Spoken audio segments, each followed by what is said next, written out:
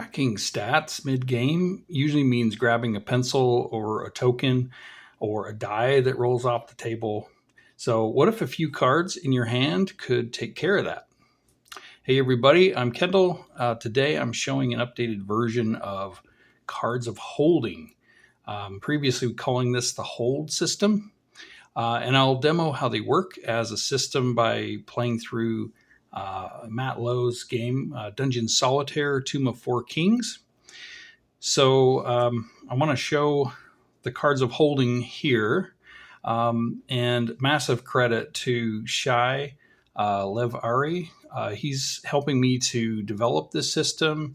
And Shai has been really great with the UX, the graphic design, and the illustration work. So if you've seen the prior version, this will look a little familiar, but I'll walk through it. But since these get updated, make sure that you are watching the latest version, and subscribing will help make sure that you don't miss updates when they happen. It's designed to track several stats, and it's especially helpful for in-hand games. And everything in the system works for holding cards in portrait mode, so you're not having to cramp your hands by special rules. And then you can literally tuck them away and put them in your pocket, and your stats will stay in place.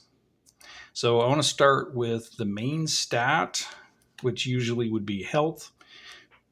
This will track values from 1 to 16, and it uses the sum of these two cards. So the back card rotates in groups of 4. The front card rotates by 1, and then they have a helpful icon in the corner to help you remember which way to orient it. So for example, the 8 and the 2 here is 10. If you took 1 damage, you could rotate this, and now you're at 9 health. So that's easy, but it's a little trickier. Say you're here at 9, and then you take 3 damage. Now the back card rotates in increments of 4. So, 3 damage, you'd have to go down 4 and up 1. So this 8 would become a 4. This 1 becomes a 2. So now you're at 6 health. So it can be a little tricky, but at the same time, once you're used to it, it works really well. And then the front card, we've got the logo here.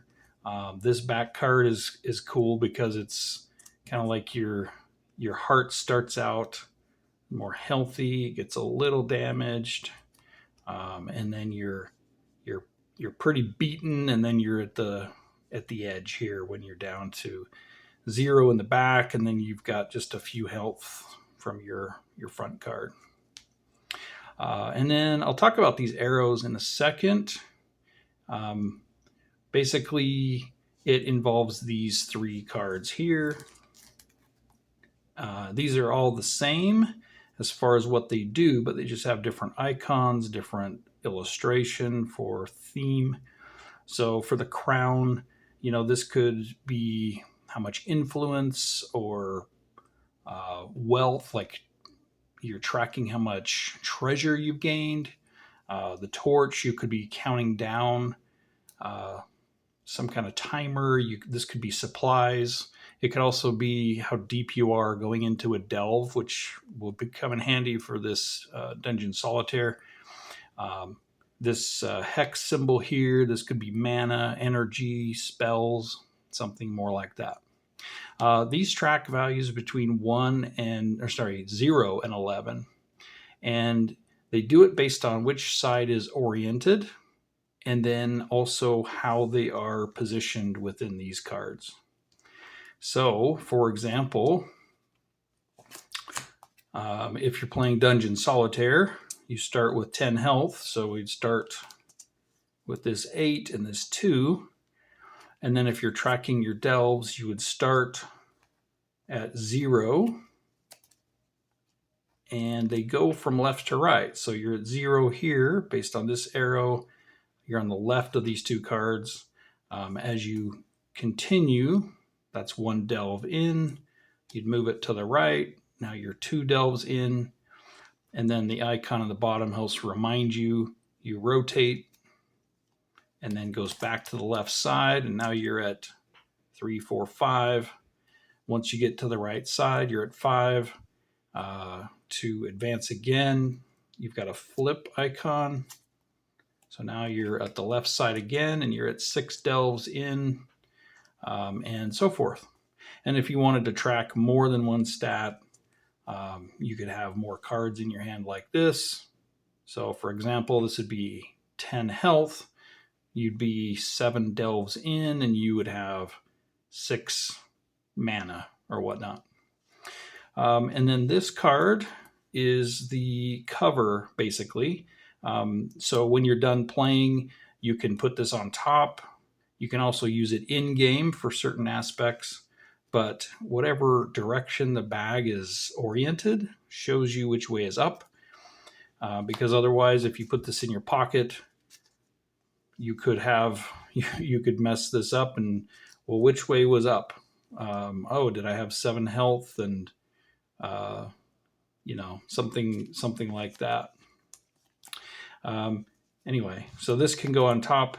It also has a binary tracker of on, off, locked or unlocked. So you could have a key that's available. And then once you use your key, you could flip this. And now you don't have a key. Or you have a power up. And once you use the power up, you can flip this type of thing. So for a lot of games, you may not need that, or at least while you're playing. And then there's you may not need all 3 of these various trackers. For instance, in the upcoming demo, I won't use 2 of them. I'll just use your health and your delves. Other games, if you have dice involved, we have these cards that can be used. And basically, each side, you can see here, I've got a D12 and a D6. They each have the same grid of numbers, and you can roll based on one of these little lines. You close your eyes and stop, and it looks like I rolled a 12. So if I was rolling in the D6, I would just divide that by 2 and round down. So you can roll, looks like another 12, lucky rolls. And all right, roll a 10. So basically you've got the ability to simulate a dice roll if you don't have physical dice with you. And then we've built into this a way to see which dice are available and which ones you may have used or exhausted. I have a game that uses this function coming up. So little tease, but basically, say you have this D8 and D4, both are available. You used one, now you only have the D4 available. Well, you can flip this, and so that only the D4 is available, the D8 is crossed out. So you can figure out, you can keep track of which dice you have.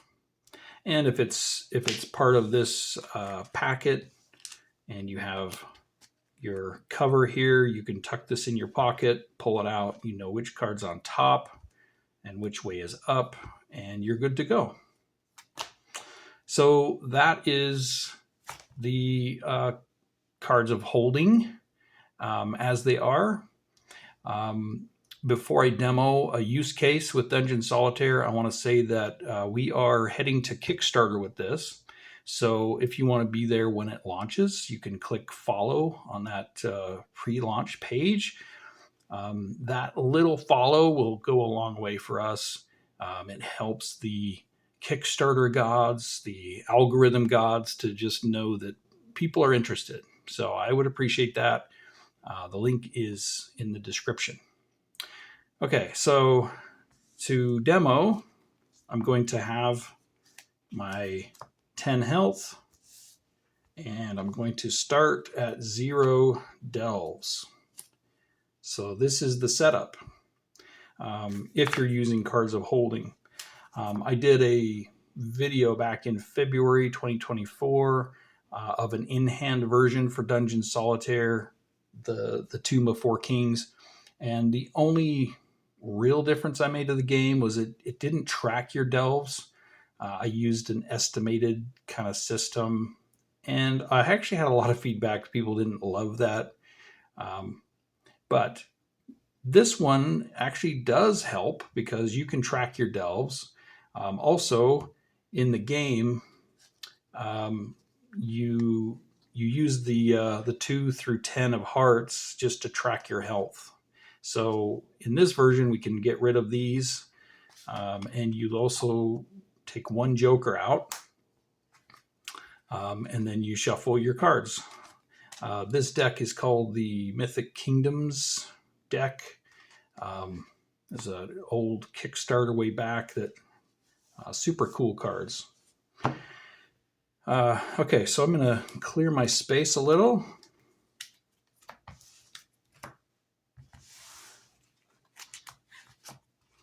So you just shuffle this up, and I'm going to assume you are familiar with the game. But either way, I'll remind you of the rules as I go through it.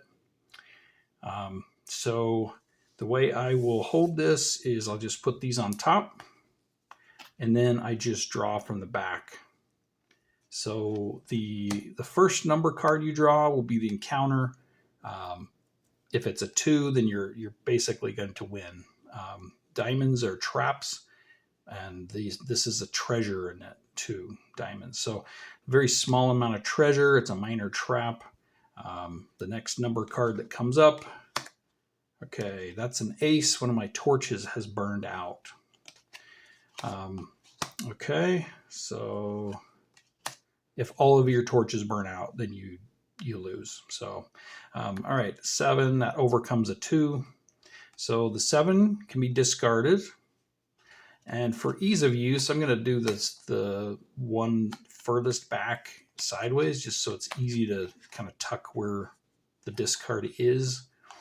And then treasure and how many torches you burn through. I'm going to put those right behind my cards of holding. And then we're going to advance this because we are one delve in. So that's the biggest thing, is just remembering to advance the delve each turn. All right, so okay, we got the Joker. This is the Scroll of Light, and this is really good to have in your hand. It basically means that if your 4th ace comes out, instead of burning through all your torches, you can put one to the very bottom and discard this. So with a Scroll of Light, let's see if I can obtain that, because, and I will, queens are an automatic success, basically, divine favor. So what encounter will I succeed? And it's a trap.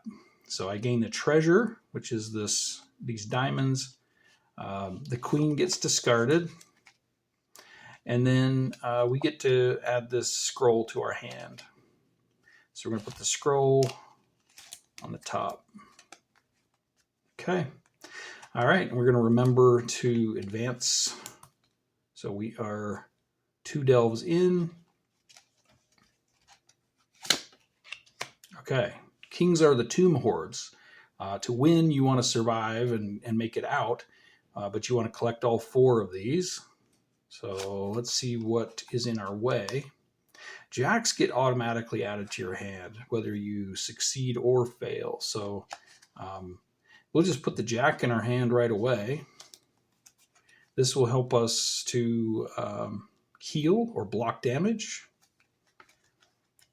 And we haven't taken any damage yet, so that's good. Okay, and we're going to auto pass. So whatever this is going to be okay. So another trap. So that's good. So we discard the queen, and the tomb hordes are like treasure. So we're going to put these in our hand back here. So we have gained some treasure. We're going to advance the delve. So we're going to rotate to the 3, but then this goes to the back so that we're going left to right. So we're 3 delves in. We've got full health. We've got one of the tomb hordes. There's another tomb horde. So let's see what's blocking it or guarding it. Okay, this is a really nasty trap. So let's see. We don't really have an option of avoiding this trap. So let's see what happens. Okay, and we got a 3. So the difference is 7. So we would take 7 damage, leaving us at 3 health. We're going to use our Jack of Hearts. We're not going to... we're going to miss out on this tomb horde. We're missing out on this treasure. These all get discarded, but we're also going to avoid that damage. So we're going to use our dodge blow, I think is what he calls it. And we're advancing the delve. Okay, we're 4 turns in. My prior system, I used the deck as kind of like, how far are you in? This is a much more true to the original. Spades are monsters, and this is a nasty monster. Hard to beat. Okay, this doesn't affect the encounter. This is just another scroll that's burnt out. So we've lost... Our supplies are halfway through, basically. And we got a 5. So we're going to take 3 damage. All right, to go to 7. So this one will be 4. This front one will be a 3. Okay, so it still holds our place here. But we're not out of the woods yet. And the version I usually play is that you took 5 damage from it. So you only need 3 more. I think in the original rules, you still had to keep drawing till you beat that. So the 5 doesn't contribute. So I'm not playing that way. This is the way I like to play it. And so I got a 7. So in that case, I still would not have passed. But in my version, these 2 together defeat it. So we were able to survive. We didn't take more damage there, and we track our delves. So this moves here. We're 5 turns. We need to go a little deeper. We need to go, yeah. All right, let's see. Okay, smaller monster, level 6.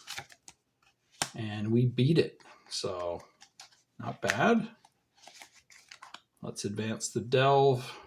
So we're going to flip this and move it to the left side. Okay. And we're going to keep going. Some of these are short encounters. This is nasty. I don't have the jack. So the Jack of Spades helps you overcome a spades encounter. So let's see what we get. A 6. So we take 3 damage. Down to, we're at 7. We need to go down to 4. So basically, this back one is at 0. This black heart. And we rotate this one up. So we're at 4 health. And let's see. We will draw again. Okay, between the 2, we do beat it. So discard the 9. We get to save the treasure that was part of the encounter. Okay. Now we're far enough. We should probably turn around. So we are, what are we? 6 delves in. So this will be our turnaround point where we go to 7. And let's make our way out, the retreat. All right, so we've got a 4 monster automatic pass. Okay, very good. And we track the delve. We're 8. No, sorry. So now we got to remember to go the other way. So yeah, we're going to 6. Okay. This is a really stuck door. The clubs are sealed passageways or sealed doors. But we managed to push through. And if this came up as the first card, that's a tough monster. So we like that. That's very good. We take it. Now we're at 5. So this is going to rotate and come over here. All right, if I needed to pause mid-game here, I could easily just collapse this card and I could put this in my pocket. If I wanted, I could also use this card as kind of a lid to just ensure that I have it. But you know, honestly, if you're using these on the top, well, actually no, because what if it was stored this way? You might think you're at 7 health when you're actually at 4. So it is important. Disregard what I said. So you want this on top. That can still in your pocket. Pull it out later. You're on the train or whatever. You don't have any table space that you need. You can quickly go through here. You can find where your discard starts and turn that sideways if you want, just to make life a little easier. So delve 5, we're gonna draw. Okay, really stuck door. With a stuck door, if you don't pass, you don't take damage, you lose cards, like you're losing time because you have to go around, which is a really fun mechanism. So, and we don't have the Jack of clubs, which is the pick lock skill. All right, we're gonna go. Well, we drew him. So we could choose to save this for later. I'm going to use it. So we're going to use that right away. And now we are 4 delves. We're on our way back out. All right. And we've got a less of a door problem than 4. Okay. We've got a skill here, but that doesn't help us. Okay. So this is the difference of 2. The difference of 4, so we have to lose 4 cards. You still look at them in case there's a ace, because your torches are still burning out. So we're going to draw 4 cards. Oh, and we lose a Tomb Horde. 1, 2, 3, 4, and we lose that as well. So yeah. This one, even though we didn't pass, we still gain that skill. But this one we discarded through it. So we lose a lot of that. That's terrible. This goes to the top of our hand, so something we can use. We don't have many cards left. I may have been too greedy and gone too deep. But the good news, we only have 3 turns left. So let's see how we do. Okay, 5 of diamonds. I do have the diamond, the trap. And I might use it. I think we've seen a lot of heavy traps already. It also saves me from it saves some cards here. So I'm gonna do that. Basically, we discard the Jack, but we can keep the treasure. Okay, we draw. Smaller door. Oh, I forgot. We're at 2 turns left. So this comes over here. Okay. We got a 4, and we're able to make our way through that door. And now we're at 1. We've got 1 turn left, guys. And without looking, oh, I've got 6 cards. but sometimes an encounter can have a lot of cards. So you can get all right, a very small door. Just give it a small nudge. Okay, we have a torch that burns out. Is that that's our third torch. Okay. And okay, we have an auto pass, the divine favor. So we made it out. We made it out. We had 4 health. We did have the scroll of light. Let's see what those last cards were. That last ace, another or tomb horde. So yeah, we let's see how we did. Okay. So the way this works is, so we got 1 tomb horde. That's worth 10, and then these each get points. The scroll of light is worth what, 6, I believe. Let me check. Yeah, scroll of light is worth 6. So, you know, if you get all of the diamond number cards, all of the kings, and the scroll of light, that you can get a 100 perfect score. In this case, I made it out alive, so I could get a score, but it's not really a win because I didn't gain all of the kings. So I won't add up my score right here. But that is the game. So curious what you think as far as the cards of holding system. I'm also I'll be making a video of my curses variant that uses the 8. That's the hearts 2 through 10.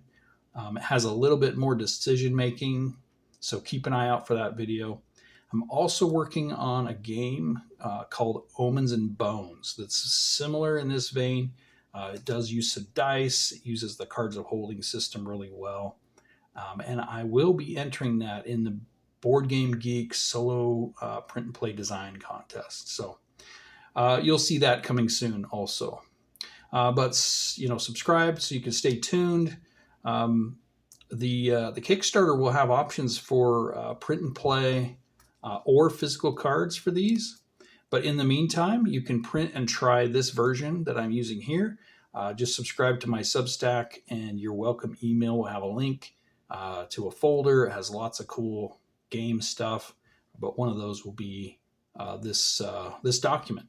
So we would love to know, genuinely, just interested in hearing any feedback, what you think of this system, and if you have a chance to print them and get them to the table, that would be really cool. So that is all for today. Sorry for a long video, but until next time, thanks.